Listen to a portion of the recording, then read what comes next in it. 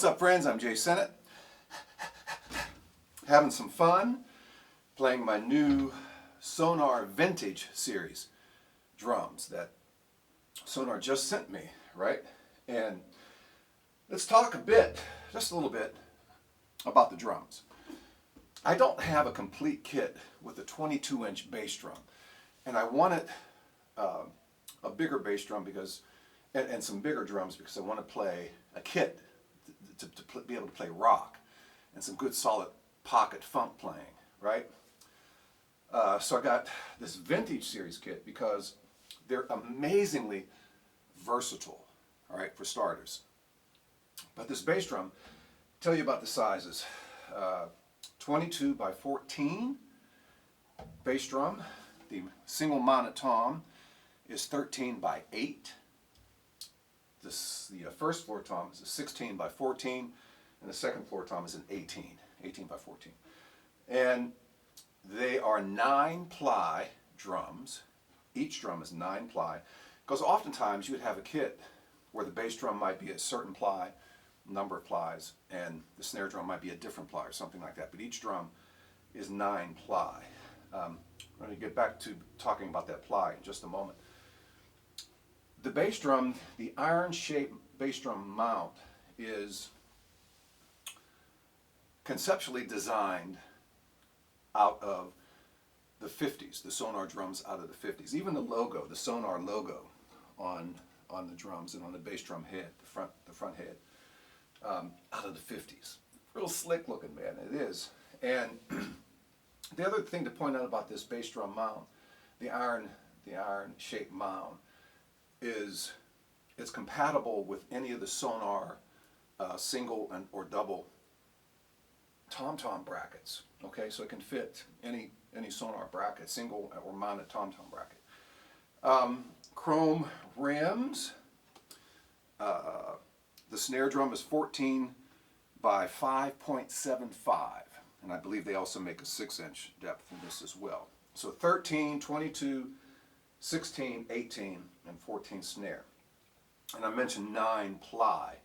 The wood is beech, like a German beech. Okay, now companies will use various woods, various types of woods to make their drums.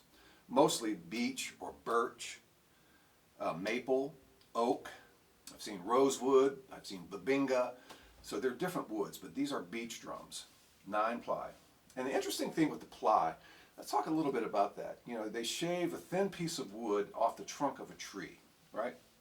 So there's usually you get it in 2-ply or 3-ply. Since these are 9-ply drums, I'm guessing they took 3-plies to end up with 9 plies, okay? And they take these thin sheets of wood, use some sort of lamination process to compress, put the 2 pieces together or the 3 pieces together of the wood to create a 2-ply or a 3-ply. You know, and shape them a little bit, cut them, but then you have to add a very strong adhesive which softens up the wood a little bit so the wood can be molded, okay? And once they get in these containers where they can, you know, the wood can be bent and shaped and molded, there's something called an airbag molding, which put it in the middle of that cylinder there with the wood going around the edges. This airbag molding pushes air into the sides of the ply, the wood ply, to try to keep it round, to keep it evenly shaped. Okay, now once you get through that process, it's a tedious process. Once you get through that process, you have to dry it. Now they don't put, you know, these shells in a heated oven, so to speak, to dry or something like that, because you would damage the wood, you would damage the finish. So I believe they microwave it. And the reason they microwave will only dry up water. So it's not going to hurt the wood, okay? Like other heating sources would. But the microwaving process won't hurt the wood, it just dries water. So, and then another thing about the wood, they have a rounded bearing finish on the ply, the Sonor does, on the ply in these vintage series, which adds to the sound. It helps to formulate and solidify that resonating, warm sound quality that these drums produce. And then once you get through that drying process, then they have to be sanded. The wood has to be sanded and polished and then painted, right? Tedious process. And something I want to point out about the paint too, you can use different paints, different finishes. There are a bazillion of those, right? But something about the paint though, besides the way it would look, a thin paint adds to the resonating quality or ability of the drums. If you use like a UV thin paint, it helps to keep that drum alive. You put a lot of coats of heavy paint on the outside of for these finishes. It's going to darken up and minimize the ability for the drum to really resonate freely like a thinner paint would. So that paint, you know, can make a difference in the sound quality outside, in addition to the way it looks, right? And so there you have a little bit about the ply process and the finishing and stuff like that. The drums, as I mentioned, around the 50s, which back then were more associated with jazz and some of the great jazz players like the bebop master Kenny Clark, right? Or the landscape changing artist, the great Roy Haynes. He did it and did it and did it and did it again. Great Roy, I love Roy, man. Or Connie Kay, who spent decades with the Modern Jazz Quartet, or the great Sonny Payne, one of the swingingest drummers to ever walk the planet, man, with the Count Basie Orchestra. These are drummers that were drawn to that Sonor vintage sound. But over the years, over the decades, a word I attach to these drums, versatility. Like I wouldn't play jazz necessarily with this bass drum, right? I would use, personally I prefer an 18 or a 20 inch to play straight up jazz, acoustic jazz, because I think they're more sonically compatible with the acoustic bass and acoustic piano. That's my opinion on that, okay? Of course, the great Tony Williams eventually played a 24-inch bass drum with an acoustic jazz setting. So there goes that idea. But for my taste, 18 or 20. 22 for some good rock, good pocket funk. You know, you can funk on a 20-inch as well, but depending on how you have it tuned, what kind of head you're using. I haven't tuned these drums that much. I just took them right out of the box, adjusted them a little bit, you know, and what you see is pretty much close to how I receive them. You know, I tuned the bottom head a little bit and the batter heads, you know, slightly just to get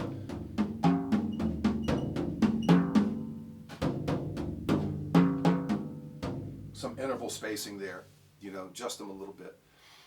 These lugs, these teardrop lugs, are also conceptually based out of the 50s, you know, and with this tune safe system, the drums can hold their tune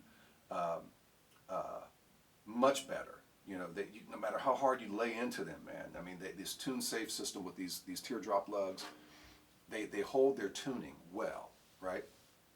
And one thing I want to point out too about another thing I want to point out about the ply, the outer layer of the plywood, the wood grain is most always horizontal, like you see this finish here on these drums, and this color, by the way, Sonor identifies as California blue. It's a California blue finish.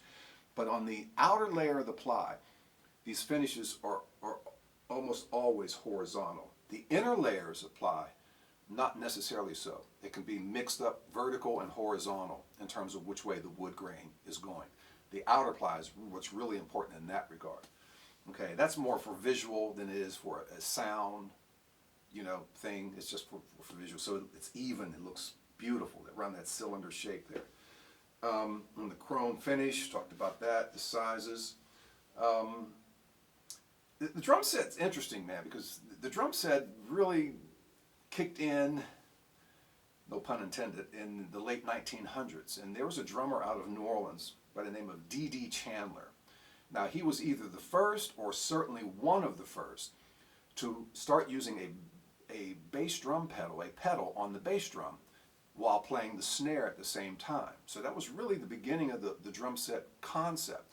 And because up to that point, the drums were components with individuals playing certain instruments, like somebody would be playing the snare drum, somebody would be playing the bass drum, somebody would be playing the cymbals and miscellaneous percussion.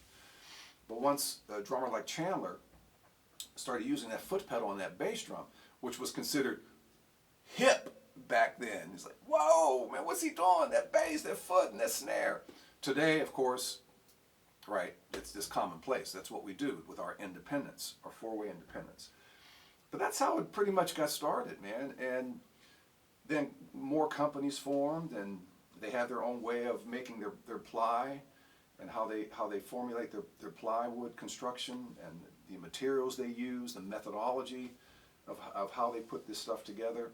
But Sonor's craftsmanship, in my opinion, not just because I'm a Sonor artist, I'm a Sonor artist because I love their craftsmanship, unparalleled craftsmanship in making these drums. Just extraordinary, extraordinary.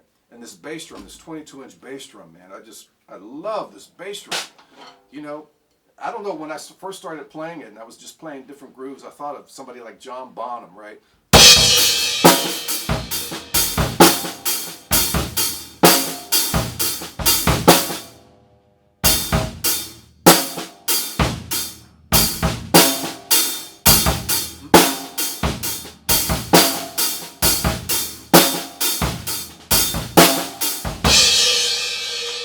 Has that quality to it, man. Of course, a little bit of levy when the levy breaks, but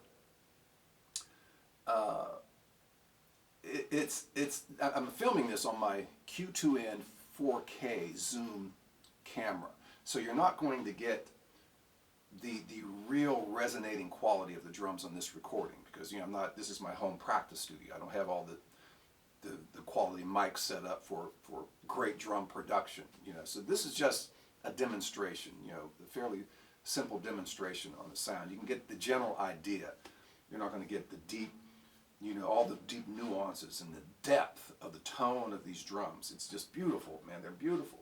Okay? So keep that in mind when you're watching this, just on my little camera here. You can hear that, Might even be a little bit distorted when I play the drums, because it's kind of overloading this little microphone on my camera. But you get the gist of the idea here. Fantastic drums, superior craftsmanship, and I'm going to have a blast playing these, and want to get into some rock backs. All my rock friends out there, let's do some playing, and some of my pocket players out there, some deep funk. And they're versatile drums. You can tune them up, tune them down, play various styles of music. Even though the Vintage series came out of a jazz background, they go way beyond jazz right now, okay? So that's a great thing. If you have any questions or comments about anything you heard in this video presentation, send me an email to jaezz@yahoo.com, jaezz@yahoo.com, and I'll be more than happy to answer your questions, or just like to see your comments. And if you like the product, let me know, and I'll certainly let Sonor know, because they would love to hear from you. They would like to know what you think about their product as well. But these are beautiful drums, California Blue, 18, 16, 13, 22 by 14, 14 by 5.75 snare. And I want to thank, too, my cymbal company, Sabian Cymbals. They're sending me a new batch of more rock, or cymbals more geared towards rock playing and electric playing than these. These are cymbals I generally would use for my jazz playing. They're darker, warmer. But I have some other cymbals on the way, and when I get those, I'm going to set those up with this kit and just work out a bit with that package. Okay? So I'm Jae Sinnett. Thank you for watching, and be safe out there, friends, and we'll see you soon with some more drumming ideas. Take care. Peace.